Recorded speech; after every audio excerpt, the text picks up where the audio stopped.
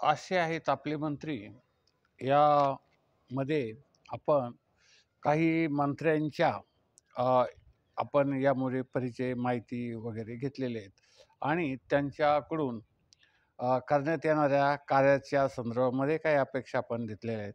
आज आपण चंद्रशेखर बावनकुळे, की जे अ, एक 12 ऑगस्ट 2022 पासून भाजपचे महाराष्ट्र प्रदेशाध्यक्ष होते.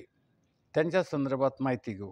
कारण त्यांच्या काळात भाजपमध्ये विशेष अशा पद्धतीचं विधानसभेवर सर्वात जास्त सदस्य विधानसभेचे म्हणजे आमदार निवडून आणण्याचं काम त्यांच्या अध्यक्षपदाच्या काळात झालेलं आहे.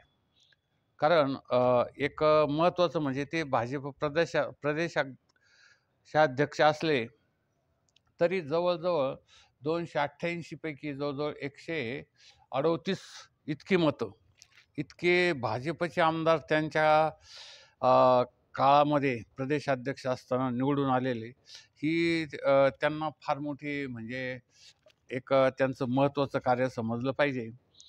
कारण इतर वेळेस खूप निवडणुका झाल्या यापूर्वीच्या, असं कधीही घडलेलं नाही. म्हणून त्यांचं प्रथमतः तसं अभिनंदन आणि त्याचंच हे म्हणून त्यांना मंत्रिपद पण दिलेलं आहे आता. तर हे भाजपचे चंद्रशेखर बावनकुळे यांचा मतदारसंघ आहे कामठी, जिल्हा नागपूर. या मतदारसंघातून ते निवडून येतात आणि त्यांचं वय 55 असून शिक्षण BSc झालेलं आहे. तसं तर पाहिलं तर ते काय असे पक्ष बदलू असे उमेदवार नाही आहेत. ते पहिल्यापासूनच भाजपचे साधे सदस्य होते.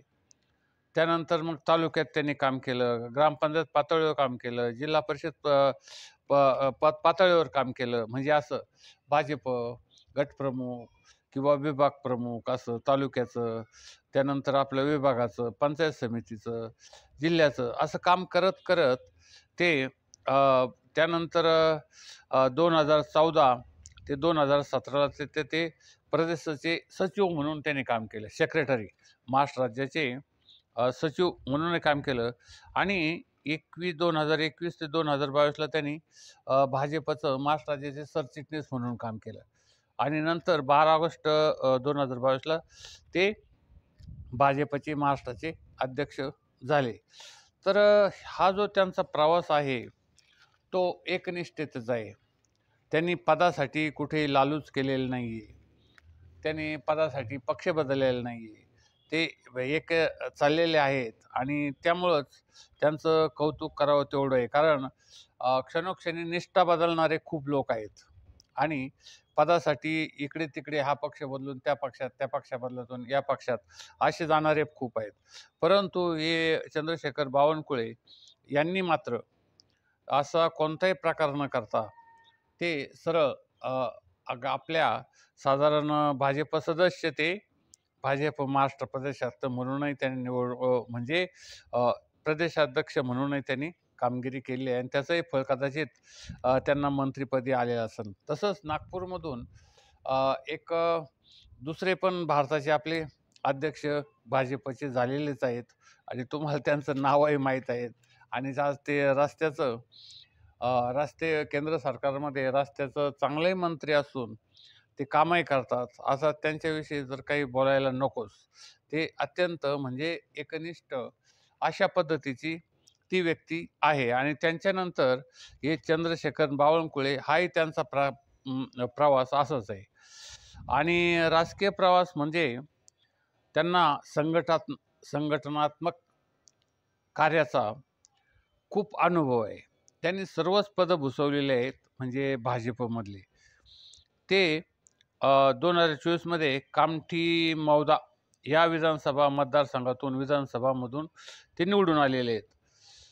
तसं तत्पूर्वी जर बघितलं तर जानेवारी 22मध्ये विधान परिषदेचे ते सदस्य होते, नागपूर स्थानिक स्वराज्य संस्था.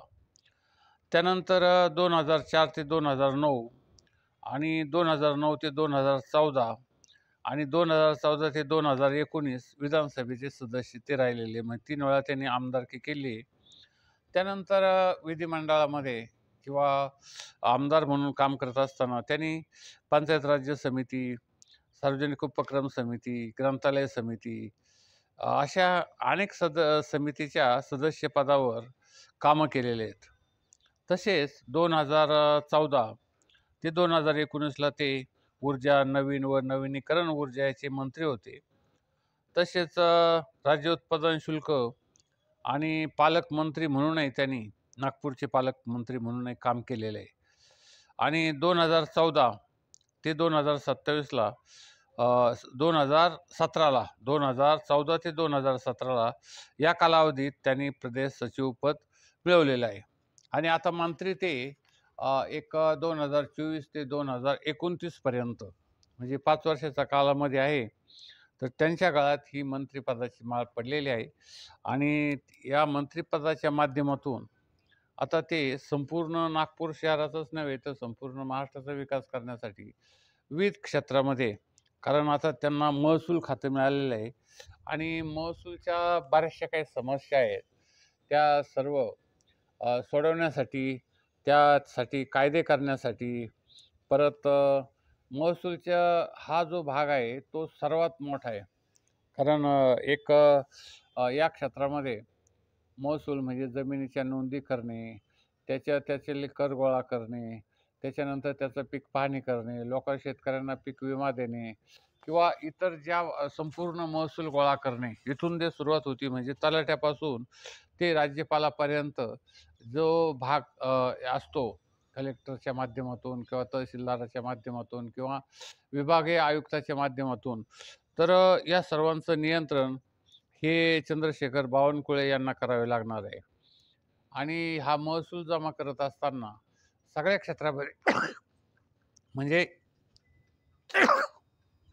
म्हणजे विविध प्रकारच्या क्षेत्रातून हा महसूल जमा केला जातो. एक तर शेतकऱ्यांच्यासाठीचा जो महसूल आहे त्यावर थोडंसं त्यांनी भाग केला पाहिजे व्यवस्थितरित्या, म्हणजे आणि त्यानंतर बाकीचा जो महसूल आहे तो विविध खात्याकडून विविध प्रकारे जमा करण्याचं काम आता त्यांच्यावर सोपवलेलं आहे.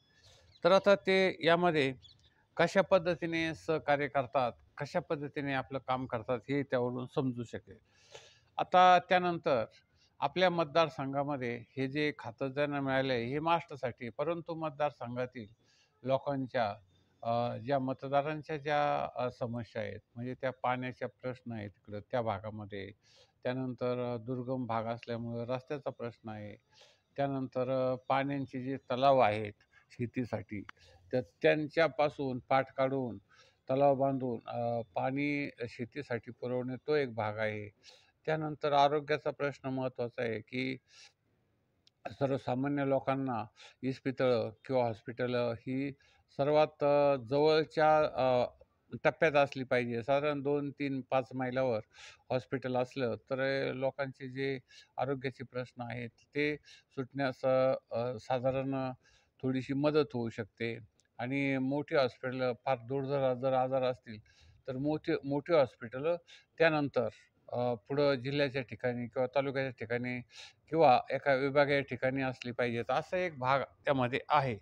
तर हा प्रश्न ते कशा पद्धतीने सोडवतात मतदारसंघातील विकासाचा, हे महत्त्वाचं आहे. महाराष्ट्रात निवडणुकीसाठी त्यांनी खूप परिश्रम घेतलेले आहेत.